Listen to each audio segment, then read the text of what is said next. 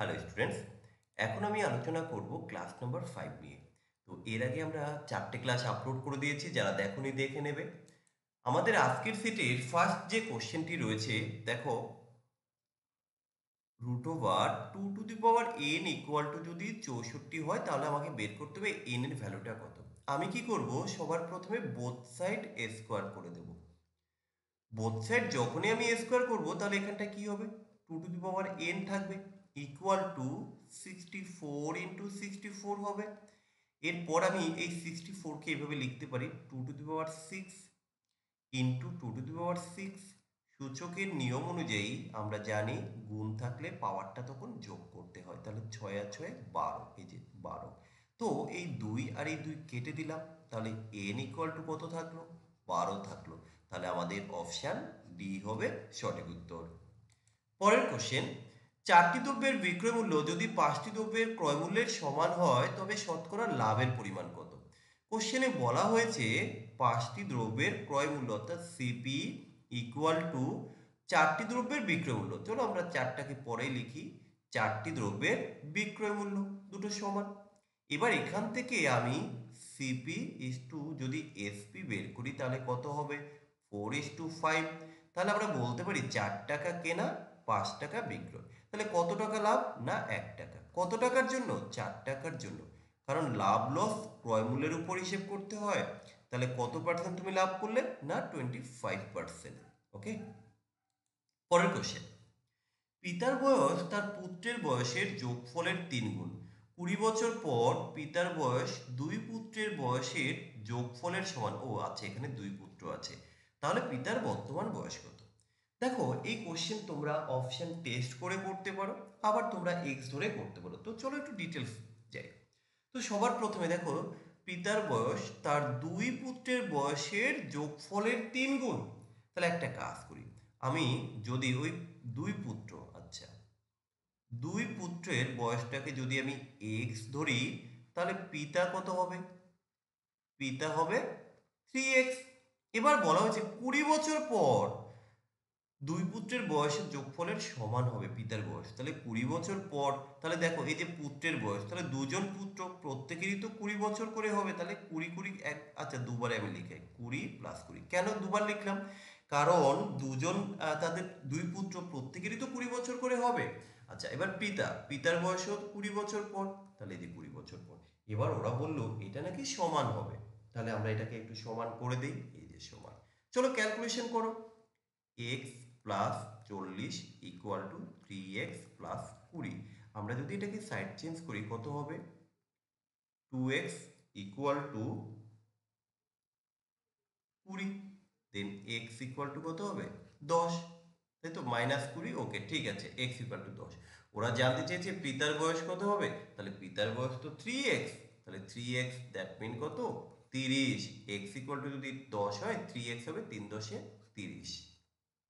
পরের কোশ্চেন, দেখো অনেক বড় একটা সংখ্যা, এর সঙ্গে কোন ক্ষুদ্রতম সংখ্যা যোগ করলে যোগফল একটি পূর্ণবর্গ সংখ্যা হবে। তাহলে আমরা কি করে করব, দেখো, বিষয়টা হচ্ছে আমরা এর সাথে আহ, অর্থাৎ এই বড় যে সংখ্যাটি আছে না, এর সাথে আমি এই অপশানগুলোকে যোগ করব। তো এখানে একটা শর্টকাট বলে রাখি, আমরা এই সম্পূর্ণ সংখ্যাটা যোগ করব না। কারণ দেখো, পূর্ণবর্গ সংখ্যার শেষে আমরা জানি যে দুটো জিরো থাকতে পারে। আর কি কি থাকতে পারে আগে সেটা বলছি, 1 থাকতে পারে, 4 থাকতে পারে, 5 থাকতে পারে, 6 থাকতে পারে, 9 থাকতে পারে। কখনোই কিন্তু শেষে 8 থাকবে না, কখনোই কিন্তু শেষে 2 থাকবে না, কখনোই 3 থাকবে না, কখনোই 7 থাকবে না। তার মানে এগুলো থাকে না পূর্ণবর্গ সংখ্যার শেষে। আর জিরো থাকলে কিন্তু দুটো জিরো থাকতে হয়। এবার আমরা এই দুটো ডিজিট আর এই দুটো ডিজিট যদি যোগ করি, কারণ এই টোটালটাই তো যোগ করতে হবে বলা হয়েছে। তাহলে 38 আর 40 80। দেখো, এটা যোগ করলে হচ্ছে ভাই 80। তাহলে যোগফল যদি 80 হয়, তুমি জানো শূন্য থাকলে মিনিমাম দুটো শূন্য থাকতে হয়। তাহলে এটা কিন্তু কখনোই হবে না। আমি কিন্তু টোটালটা যোগ করলাম না, টোটালটা যোগ করতে সময় লাগবে। আচ্ছা, পরেরটা দেখো, 85 আর হচ্ছে 42। তাহলে 5 আর 2 এ কত, 5 আর 2 এ 7। আর বাকিটা আমি যোগ করলাম না, কেন বলো তো, আমরা জানি শেষে কিন্তু 7 থাকতে পারে না, তাহলে পূর্ণবর্গ হয় না। তাহলে চলো পরেরটা। আচ্ছা, 58 আর 42। তাহলে 58 আর 2 এ কত, 60, 40। তাহলে এটা হচ্ছে 100। 100। আচ্ছা, এবার পরেরটা একটু দেখো। 53 আছে, 53 যোগ করলে কত হবে? 3 আর 2 এ 5 আর 5 আর 4 এ 9, তাই তো? দেখো শেষে দুটো জিরো থাকতে পারে, আমরা নিয়মে বলেছিলাম। এবার তুমি বলেছো স্যার শেষে তো 5 ও থাকতে পারে, হ্যাঁ, কিন্তু আমি আগে ক্লাসে বলেছি, দেখবে তোমরা 4 নাম্বার ক্লাসে দেখবে 5 থাকলে তার আগে অবভিয়াসলি 2 থাকতে হবে, কিন্তু এখানে তো 2 নেই, সো এটা উত্তর হবে না, এটা উত্তর হবে। এটা সবথেকে ইজিয়েস্ট প্রসেস ভাই। আচ্ছা, পরের কোশ্চেন। 1 থেকে 100 এর মধ্যে কতগুলি সংখ্যা আছে যেগুলো 4 দ্বারা সম্পূর্ণরূপে বিভাজ্য এবং সংখ্যাটির মধ্যে 4 একটি অঙ্ক, মানে একটা ডিজিট? তাহলে প্রথম সংখ্যাটা আমি আগে দেখে নিই যে 4 দিয়ে শুরু বা শেষ কি কি আছে। 4 হতে পারে, 24 হতে পারে। আচ্ছা, যেগুলো 4 দিয়ে ভাগছে আমি একবারে লিখছি। যেমন কি 4 10 40 হতে পারে, 4 11 44 হতে পারে, 11 4 12 48 হতে পারে, তারপরে কত 4 48, তো তাহলে 12 64 হতে পারে, 4 16 64, আর কি 4 21, 4 21 কত 84, 4 21 84, আর কি হতে পারে? আর 4 এর আর কিন্তু কিছু আসবে না। তাহলে দেখো এখানে আসলে কি, যদি সংখ্যা হিসেবে আমরা কাউন্ট করতাম, 4 এর পরে 14 হতো, 34 হতো, 44 তো নিয়েছি, 54 হতো, 64 তো আমরা নিয়ে নিয়েছি, যেগুলো নিয়েছি সেটা লিখছি না। 54 64 বাদ দিয়ে 74 লিখতে হতো, 84 তো লিখে নিয়েছি, 94 লিখতে হবে। কিন্তু এই সংখ্যাগুলো দেখো 4 দিয়ে কিন্তু ভাগ যায় না। আর বাকি যে সংখ্যাগুলো রয়েছে প্রত্যেকটাই কিন্তু 4 দিয়ে ভাগ যায়, কারণ এখানে বলা হয়েছে 4 দিয়ে ভাগ যেতে হবে এবং তাদের মধ্যে 4 একটা ডিজিট থাকতে হবে। দেখো প্রত্যেকটার মধ্যে 4 কিন্তু একটা ডিজিট রয়েছে। তো এখানে আমরা কয়টা সংখ্যা পেলাম? 3টে, 6টা, 7টা, আমরা 7টা সংখ্যা পেয়েছি। বুঝতে পেরেছো? 2টি লোক ও 7টি বালক একটি কাজ করে 4 দিনে। আমি লিখে নেব, 2জন ম্যান প্লাস 7জন বালক একটা কাজ করে 4 দিনে। আবার বলা হয়েছে 4জন মানুষ ও আহ, 4জন বালক কাজটা করে 3 দিনে। এবার কোশ্চেনগুলো, একজন ম্যান কাজটা কত দিনে করবে? আমরা এখান থেকে ম্যান আর বয়ের একটা রেশিও বের করতে পারি। কিভাবে? এ দেখো 4 দুগুণি 8। আচ্ছা, পেনটাকে চেঞ্জ করে দেই। আমরা জানি M1 আর D1 হয়, সো এই 4 দুগুণি 8 করলাম, আর এই 4 তিনে 12 করলাম, সো আমরা লিখব 12 মাইনাস 8, বড় সংখ্যা থেকে ছোটটা মাইনাস করবে। আবার একই রকম ভাবে 4 সাথে 28, 3 4 12, সো 28 মাইনাস 12 করলে কত হবে? দেখো 4/16, তাহলে 1/4, তাই তো? কাটলে 1/4। আমরা বলতে পারি যে এটা হচ্ছে তাদের এফিসিয়েন্সি, রাইট? তাহলে আমরা টোটালটাকে যদি ম্যানে কনভার্ট করি, দেখো একজন ম্যান সমান 4জন বয়, তাহলে এখানে 2জন ম্যান আছে। তাহলে বলো তো যে 2জন ম্যান, আমি টোটালটাকে বয়তে কনভার্ট করব। একজন ম্যান যদি 4জন বালক হয়, তাহলে 2জন ম্যান আছে, তাহলে 8জন বালক হবে। আরও আছে 7জন বালক, তাহলে 8 এর সাথে কত 15, তাহলে আমি বলতে পারি 15 জন বালক কাজটা করে 4 দিনে। একজন বালক কাজটা করবে কত দিনে? আরো বেশি, তাহলে 15 ইন্টু 4 সমান 60 দিন। সো এখানে অপশান ডি হয়ে যাবে। ঠিক আছে, এটা সব থেকে শর্টকাট। আমি চেষ্টা করি ভাই সব থেকে ইজিয়েস্ট প্রসেসগুলো তোমাদের দেখানোর বা শেখানোর। পরের কোশ্চেন কি আছে? একটি আয়তকার ক্ষেত্রের দুইটি বাহুর অনুপাত দিয়েছে 3:4 এবং ক্ষেত্রফল দিয়েছে 7500। প্রতি মিটার 2.5 টাকা হিসাবে মাঠটির চতুর্দিকে বেড়া দিতে কত খরচ হবে? দেখো মাঠটির চারপাশে বলতে আসলে মাঠের পরিসীমার কথা বলা হয়েছে। তো পরিসীমার সূত্রটা কি বলতো? 2 ইন্টু দৈর্ঘ্য প্লাস প্রস্থ। তো আগে দেখে নিই, এই যে তাদের যে বাহু দৈর্ঘ্য প্রস্থ, একটা যদি আমি 3x আর একটাকে যদি আমি 4x ধরি, তাহলে ক্ষেত্রফল কত? ক্ষেত্রফল হচ্ছে দৈর্ঘ্য ইন্টু প্রস্থ, যেটা কিনা 7500। তাহলে 3 4 12 এক্স স্কোয়ার ইকুয়াল টু কত? 7500। দেন এক্স স্কোয়ার ইকুয়াল টু কত? এক্স স্কোয়ার ইকুয়াল টু হচ্ছে 12, 5 12 60, 5 12 60 15, 12 25। আচ্ছা, 3 দিয়ে দিলে 4, 3 দিয়ে 25, 3 দিয়ে দিলে সরি 25, তাই তো? 25, ওকে। 12 দিয়ে কাটলে আমরা কাটলাম, তাই তো? 25, তাহলে 12 দিয়ে কাটলাম, সরি 12 দিয়ে কাটতে হবে আমাকে, 12 দিয়ে কাটলে 625 হবে, ওকে। 625, দেন এক্স ইকুয়াল টু কত? এক্স ইকুয়াল টু হবে 25।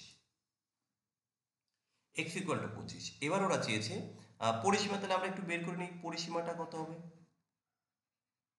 পরিসীমা 2 ইন্টু দৈর্ঘ্য প্লাস প্রস্থ, এই যে, তাহলে কত হবে পরিসীমা, 4 এর 3 এ 7, 7 দুগুণে 14x, 14x, রাইট।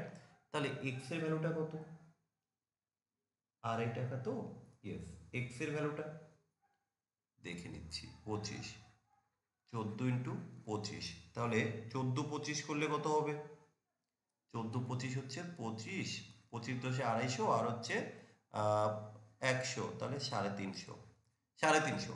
এবার কত টাকা করে খরচ হচ্ছে, খরচ হচ্ছে 2.5 টাকা করে, তাই তো। তাহলে 1 মিটার যদি 250 টাকা 2.5 টাকা হয়, তাহলে 350 ইন্টু 2 টাকা 50 পয়সা।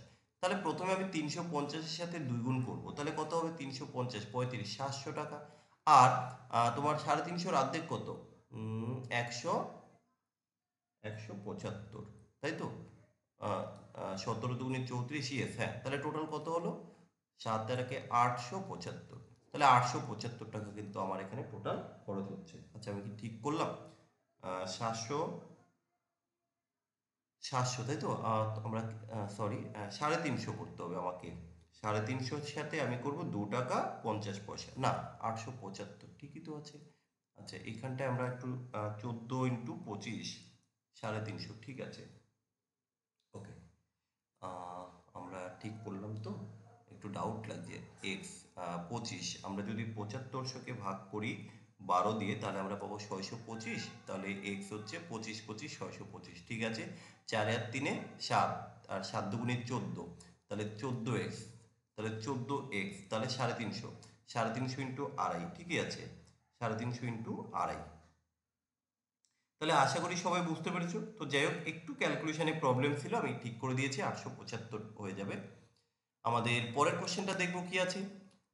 যদি সরল সুদে একটি নির্দিষ্ট পরিমাণ টাকার 2 বছরের সুদ আসল 700 কোটি টাকা এবং পরবর্তী 5 বছরের সুদ আসলে 1000 কোটি টাকা হয়, তাহলে সুদের হার কত। দেখো, তাহলে এই যে পরবর্তী 5 বছর মানে কি বলতো, মোট 7 বছর, তাহলে আমরা এইভাবে লিখবো যে 2 বছরে